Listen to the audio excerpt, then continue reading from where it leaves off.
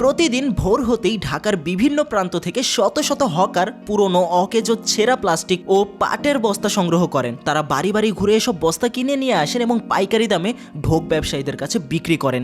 আমরা নিজেরাও বাসাবাড়ি থেকে পুরনো বস্তা সংগ্রহ করে এনে পাইকারি দামে বিক্রি করি।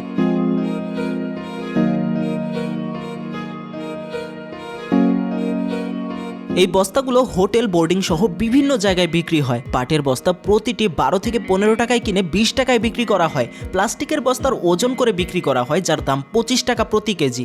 প্রতিদিন প্রায় 400 থেকে 500 পিস পাটের বস্তা সংগ্রহ করা যায়। বাজারের চাহিদা অনুযায়ী বস্তা বেচা হয়।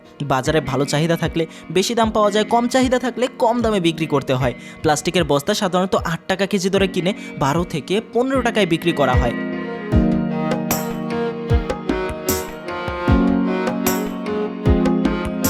এই ব্যবসা করেই আমি প্রায় 30 বছর ধরে সংসার চালাচ্ছি। হকারি করে যা পাই তা দিয়েই দিন চলে যায়, কখনো টুকটাক। এই আয়েই সংসার চলে। বস্তা সংগ্রহের পর সেগুলোকে ঠিকঠাক করে সেলাই করা হয় এবং ঢোপ অর্থাৎ মোটা বস্তা তৈরি করা হয়। এসব বস্তা থেকে র্যাকসিন, পলিথিন, ছেঁড়া কাগজ ইত্যাদি আলাদা করা হয়।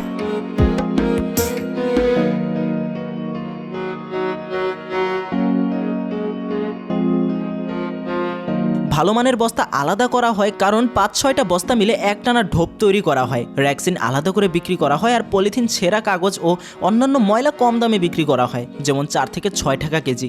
এছাড়া প্লাস্টিকের কাটা অংশগুলো বিক্রি হয়।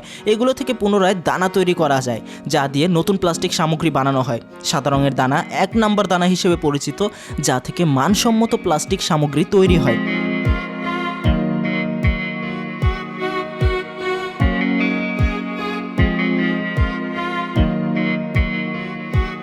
অন্য সব দানা 2 নম্বর হিসেবে ধরা হয়, যা তুলনামূলক কম মানের প্লাস্টিকের জিনিসপত্র তৈরিতে ব্যবহৃত হয়। আমরা দিনে প্রায় 50 থেকে 60টি ডোপ তৈরি করি। প্রতিটির দাম 30 থেকে 50 টাকা মান অনুযায়ী।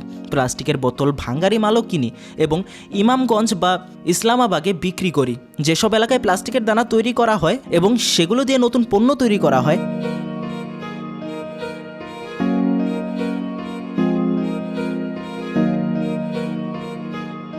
চালের ব্যবসায়ীরাও আমাদের থেকে পুরনো বস্তা কিনে চাল ভরার কাজে ব্যবহার করে। কারণ নতুন বস্তার দাম বেশি, তাই তারা সস্তা পুরনো বস্তা কিনে কাজ চালিয়ে নেয়। এই ব্যবসা ইমামগঞ্জ, কামরাঙ্গীরচর, মিরপুর সহ ঢাকার বিভিন্ন এলাকায় ছড়িয়ে আছে। এভাবেই প্রতিদিন খেটে খাওয়া জীবনে আল্লাহ ভরসা করে সংসার চালিয়ে যাচ্ছি।